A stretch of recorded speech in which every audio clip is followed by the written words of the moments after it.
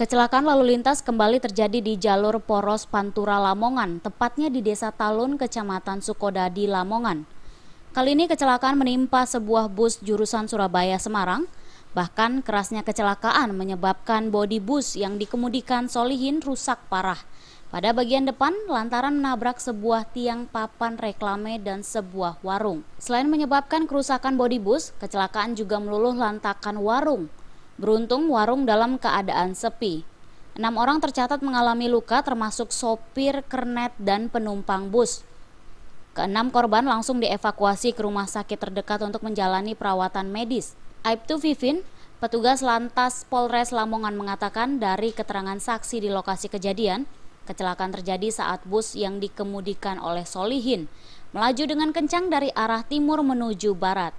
Saat di Desa Talun, dari arah selatan muncul sebuah sepeda motor yang dikendarai Rokhim. Berniat menghindari sepeda motor, sopir bus justru banting setir ke kiri. Kecelakaan pun tak pelak terjadi.